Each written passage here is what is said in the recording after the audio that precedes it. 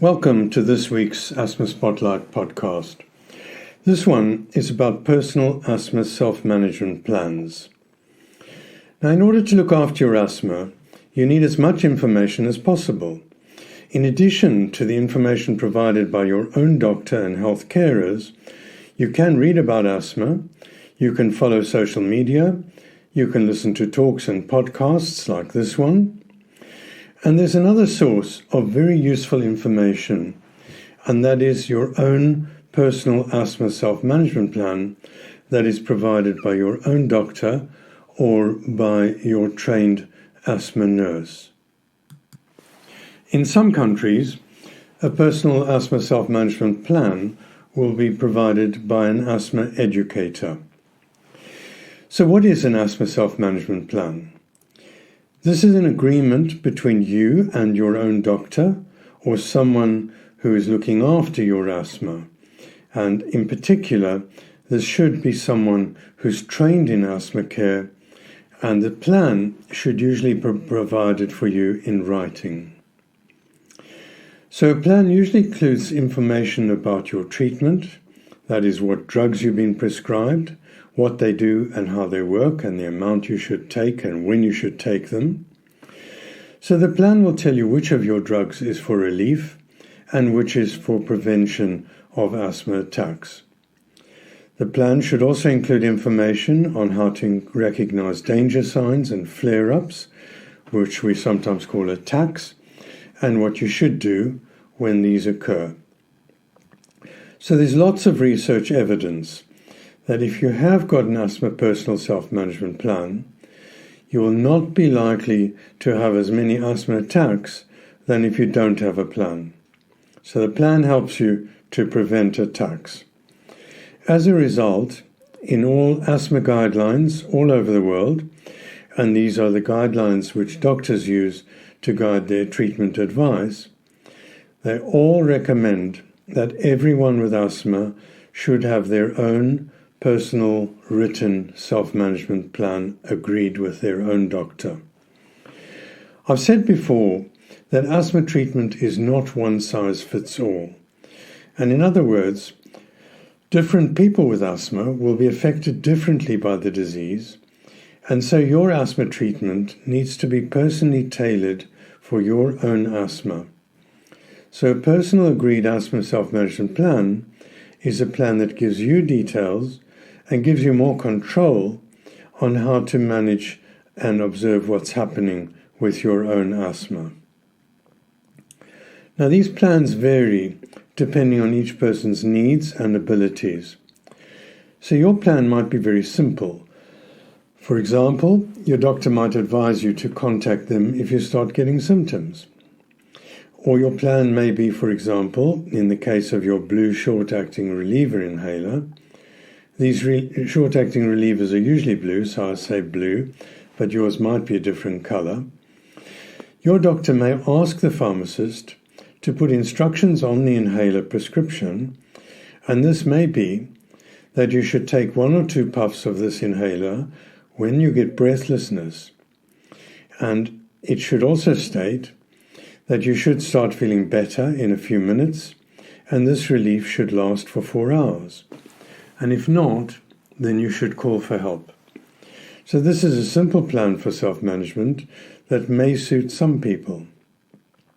Alternatively, your plan may be very complex, involving you monitoring your symptoms with or without your lung function and other tests, with advice on how to adjust medication, how to see whether the medication is working, and when to call for help. So the most common type of self-management plan is one that asks you to keep a check on your symptoms and gives advice on what to do if these increase. So for example, a plan may advise you to start taking more of your reliever inhaler if you start coughing or wheezing, or if you get breathless. So then the plan would advise you what to do if the symptoms continue or if they get worse. Then, depending on your response to the reliever medication, you may be told if you need to see your doctor or if you need to get emergency treatment from a hospital. Your plan will detail the treatment that you've been prescribed, what the treatment does, how frequently it should be taken. The plan may also include information on personal trigger factors. Those are the things that spark off your asthma flare-ups or attacks. So, for example, if you know that you're allergic to cats and you're going to visit a relative who has a cat, you may be advised by your doctor to take extra medication that day, and also to ensure that you take your reliever inhaler with you together with your peak flow meter if you have one. Your plan will also detail what symptoms you may get and what your doctor suggests you should do if your asthma flares up when an attack is starting. The plan may also tell you how you can find out how serious the attack is and what to do. Now, most plans will say that if your reliever is not helping your breathlessness, or if it does help, but you then need to take more before 4 hours have passed, then you should call for urgent medical help. And the reason for that is that the short-acting reliever medication should last for 4 hours and it should work immediately. So if neither of those are happening, you know that you're in trouble and you need help. In addition, most plans will tell you what to do while waiting for help to arrive. So all of this information will be agreed with you and your doctor or trained asthma nurse or your trained asthma educator. As I said, everyone is different, and so your asthma self-management plan will include information on your own asthma, your own trigger factors, and your own treatment. Now, there are some off-the-shelf plans available for doctors to use in different countries. However, your asthma may require information that is not included in any of the off-the-shelf plans, and your doctor may provide you with a specially tailored plan for you. For example, you may have very severe asthma that may require urgent attention when your asthma flares up. And if this is you, then your hospital specialist may make special arrangements for you to bypass the usual triage system in the emergency department, so you can get directly to the specialist team and access their help. Other examples of special types of self-management plans include the so-called SMART or MART plan, and that stands for Maintenance and Reliever Treatment, or the AIR plan, which is Anti-Inflammatory Reliever Treatment. And these systems for treating asthma, which vary across the world, are ones which I will speak about in more detail in another episode. As I explained in a previous episode on the basics of asthma, that this disease is there in your lungs. It's there in the background, smouldering away all of the time. So there'll be times when you feel very well, and there'll be times when you have no trouble from your asthma.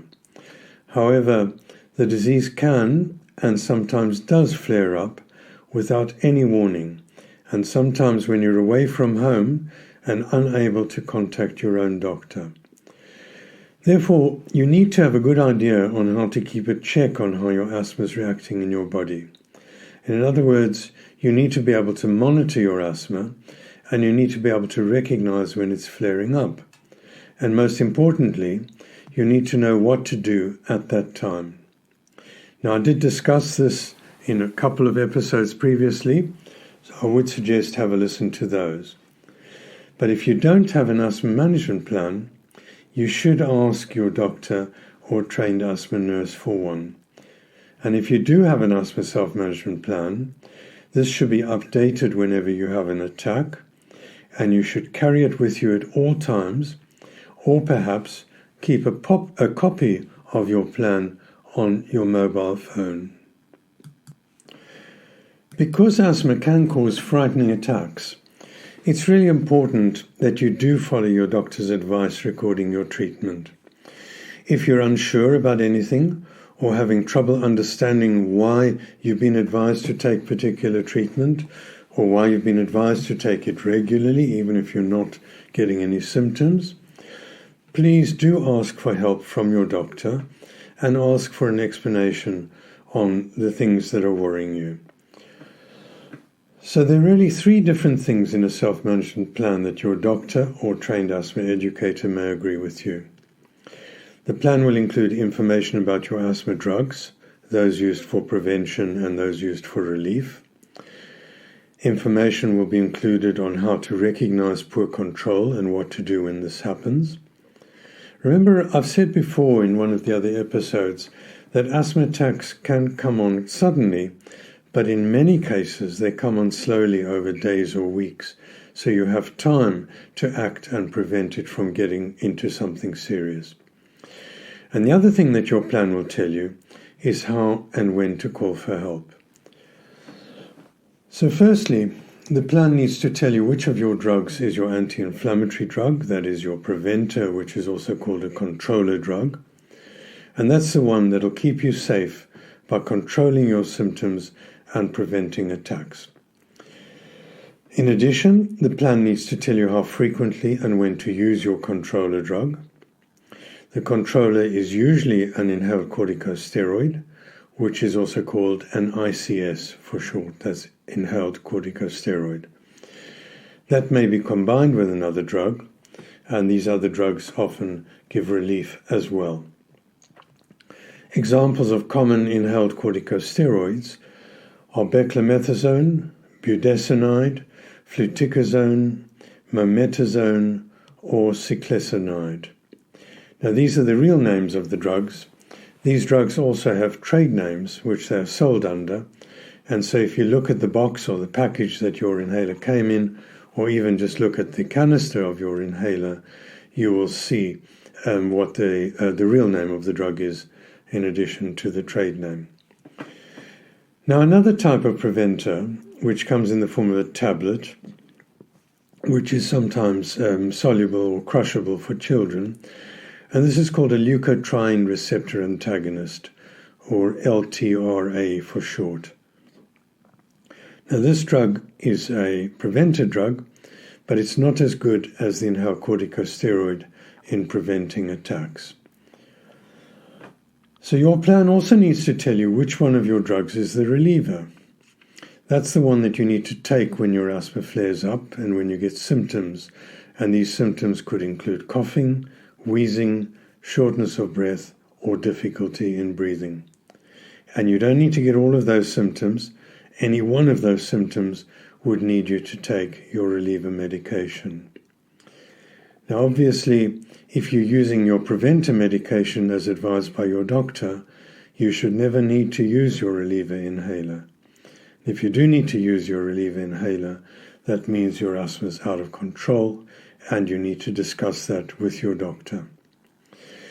A common type of reliever prescribed for asthma is a short-acting reliever, which is also called a short-acting beta-agonist bronchodilator, which is referred to for short by doctors as a SABA, S-A-B-A inhaler. Now, examples of these short-acting reliever drugs are salbutamol, which is also called albuterol in some countries, and the other kind of drug is called terbutaline. They both usually come in blue inhalers, but as I've said, they might be in a different color inhaler depending on which country you live. The important thing your plan will do is that it'll help you to understand that the treatment of asthma aims to prevent symptoms and flare-ups and attacks. And so these short-acting relievers do not treat the underlying disease, and therefore they do not prevent attacks. So as their name implies, they are for relief and for a short time. They only work for about 4 hours, and therefore the most important way to prevent attacks is to take your preventer as prescribed by your doctor. The self-management plan will also tell you how to recognize poor control, and there are 3 ways to do this. Firstly, if you're getting new symptoms of coughing, wheezing, chest tightness, or shortness of breath, that means that your asthma is out of control. And this might happen in response to triggers, like pollen or dust or exposure to fumes like cigarette smoke, or they might just come on spontaneously. Secondly, the other warning sign that you might be having an asthma attack or that your asthma is going out of control is if you need to take your short-acting reliever inhaler. That's your blue inhaler. Your need to take it means that your asthma is out of control. And the third way to tell that your asthma is out of control is by using tests or measurements of asthma control. These include the asthma control test, which is a questionnaire which you can use for children or adults. You can also use tests to measure your lung function with either a peak flow meter or a spirometer. And the third way is to measure your oxygen level with an oximeter. And if you'd like to learn more about the symptoms and measurements, listen to episodes 6 and 7 of the Asthma Spotlight podcast that were published in the last few weeks. In my own experience, many people found peak flow measurements helpful when included in their self-management plans. These readings provide extra information to help you to make decisions on whether to increase or decrease your medication, and the measurements can also help you decide how serious an asthma attack is and if you need to ask for medical help. Again, talk to your doctor about peak flow measurements and either get a prescription or buy a meter for yourself. I did discuss in quite a lot of detail, together with a video, on how to use peak flow readings in the last episode, so I'd suggest you have a listen to that as well. In summary, there are 3 ways that peak flow readings can tell you if your asthma is out of control. First, if the readings are changing by more than 20% from day to day or from morning to evening, your asthma is out of control. Second, if you're getting some very low readings at times, so your readings might be going along happily round about your best ever, and then on occasions, usually in the night, you'll find that the readings drop down suddenly. And that could mean that you're going to have an attack. Even if those readings recover, it's important to take them seriously. And the third indication from your peak flow that your asthma is going out of control is if your readings are going down and down and down. Remember, peak flow measures how tight your air passages are and how fast you can blow out. So if your air passages are tight, your readings will be low. If your air passages are wide open, they'll be clearly wide open. So if your air passages are getting tighter and tighter, your readings will be going down and down, and that clearly indicates a problem and that your asthma flare-up is getting worse and you need to seek medical help. So if any of these 3 things are happening, that suggests that you should ask for help urgently from your healthcare provider. Because asthma is defined as a disease where the air passages get tight from time to time, in my opinion, you can get a lot of information by using your peak flow and by testing it every day, because the peak flow measurements will tell how tight your air passages are. So you can tell if your asthma is well controlled by doing your peak flow measurements, and you'll also get an early warning when you're starting to have an attack.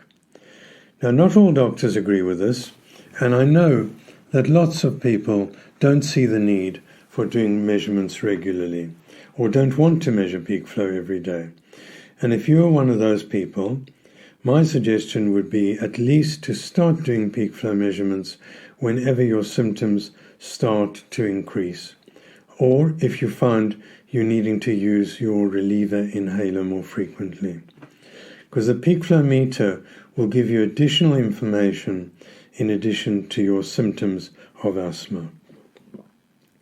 So I've explained that a personal self-management plan usually includes details of what to do when your asthma goes out of control. That is, what medication you should take and how you should get medical assistance when this happens. In addition, your personal asthma self-management plan tells you about the drugs you've been prescribed, and it'll also tell you how to recognize poor control or when your asthma is flaring up. And finally, the plan helps to tell you how bad a flare-up or an attack is, and therefore how urgently you need to get medical help.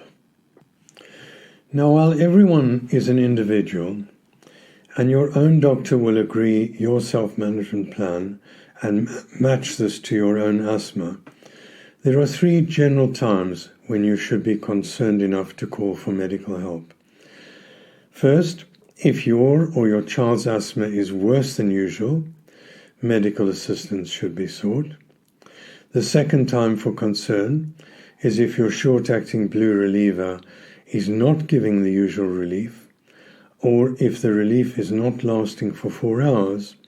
That's a sign of a possible bad attack requiring medical help. And the third time to ask for medical help is if your peak flow has dropped by more than 60% from your usual best reading. That's a signal that a bad attack might be on the way. So the key messages from this podcast are: if you have a personal asthma self-management plan, you're less likely to admit it to hospital for an asthma attack than if you don't have a plan. A personal asthma action plan is agreed between you and your own health carer. The plan details your own ongoing medication, how to use it, how to recognize poor asthma control, and what to do when your asthma flares up and when you have an attack. And finally, your plan may be a very simple one, or it might be one that has lots of complicated detail, or something in between. In either event, your self-management plan should be one that you can refer to and share with relevant people. So, for example, with your child's teachers or with your colleagues and family. Now, most of us are nervous when attending a doctor and may not remember what was discussed. And so the plan does need to be written down. And I'd suggest copy it with your mobile phone, or you might even have been given an electronic peak flow plan to be used with a peak flow meter. In either event, you should have that plan with you at all times, especially if you're away from home.